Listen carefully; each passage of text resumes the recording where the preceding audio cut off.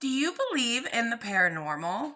I sure do. I am a natural born psychic medium, and I know I am a natural born because I have been seeing spirits and sensing them since I was a child, and they used to scare me so much. I'll be honest, I still get freaked out when I see a shadow or see a spirit in real life. You just never really get used to it. But I figured I'd share some of my experiences, put all of it into one video, and just kind of share what I've seen. So, when I was little, this is the first memory of spirits I remember.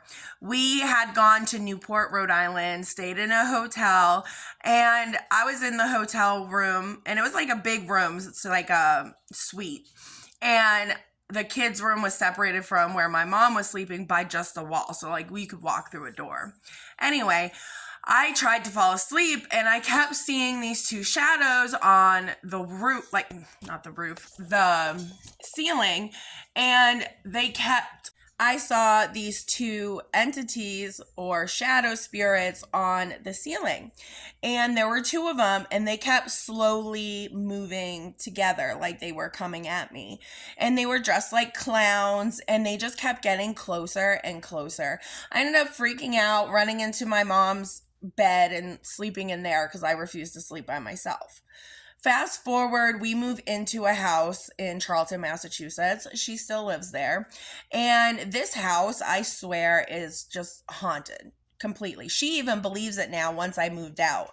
Because once I moved out, the spirits started opening up more because they didn't have someone to listen. No one believed that they were there once I was gone. So when I was little, I stayed in a room on the first floor, and one day I wake up to the girl that was also living with us waking me up and saying that the lights were flickering on and off and she was scared and she needed to come into bed with me. And I was like half asleep, but I remember seeing the lights, moving, and I was like, yeah, okay. And I woke up with her in my bed. So I was like, oh, that must have happened. And I asked her about it and she didn't remember it. But I was like, why else are you in my bed? So that was interesting. Didn't really think much of it at the time. Then the next year, she's gone. Her dad and my mom broke up, thankfully. And I'm in the room, and I always had nightmares. I didn't like this room. And there was a long mirror in this room.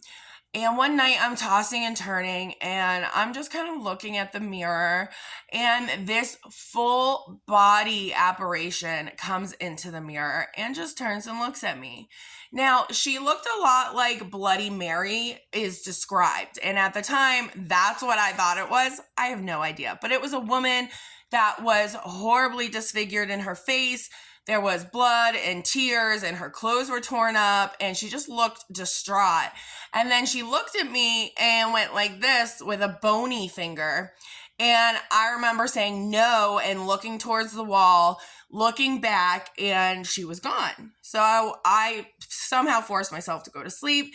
The next morning, we went grocery shopping and we came back, and the mirror somehow was on the floor. It had fallen off the wall, and the mirror itself did not break, but the outer rim that was made of plastic did break. So my mom kept it, saying she would restore it, and I was just, don't want it back in my room. Then I started to always smell this weird smell coming out of my closet, and my mom always blamed it on me being dirty or not cleaning enough or whatever. And my clothes would always smell like this smell as well. And to this day, that smell is still in that closet. Like, my mom can't get it out. It's in there. And I always said I felt like there were people staring at me from this closet. Now, as I get older, I move upstairs because that's where my older sister slept. And I wanted to be near her because I always felt protected. when I slept in the upstairs room, I got pulled under my sheets and I had scratch marks on my legs in the morning. I would try to videotape myself sleeping and I would always get too spooked and couldn't do it. My dog would sleep upstairs with me sometimes and he would just start growling at the rack of clothes I had. I didn't even have a real closet. I had a rack with clothes on it and he would just sit there and growl at that rack of clothes and I would just be like, go to sleep, go to sleep. I'd be so scared. And then one night I remember hearing knocking on my wall, and my sister and I's room are, right up against each other. So I thought she was just playing a trick on me. And I got up and I walked into her room and I asked her if she was heard the knocking on the wall, if she was doing it. She said no. And I went back to bed and I kept hearing it. So again, not really sure about that, but it was weird.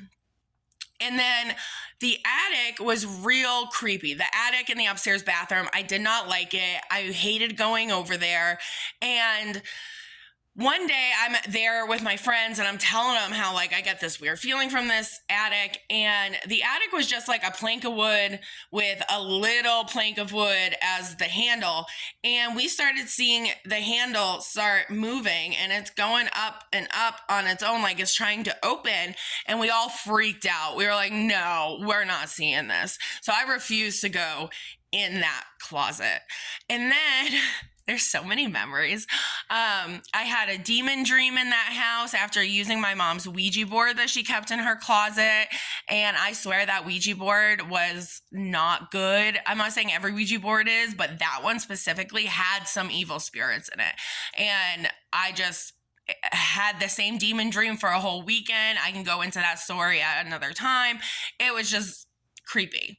Now, I move out of my mom's house and I don't really have much for spiritual encounters until I move in with my ex years later, 2014, 2015. We're in this house. We end up being together for 5 years. So the house we're in, we had multiple experiences in. I'm gonna make a part 2.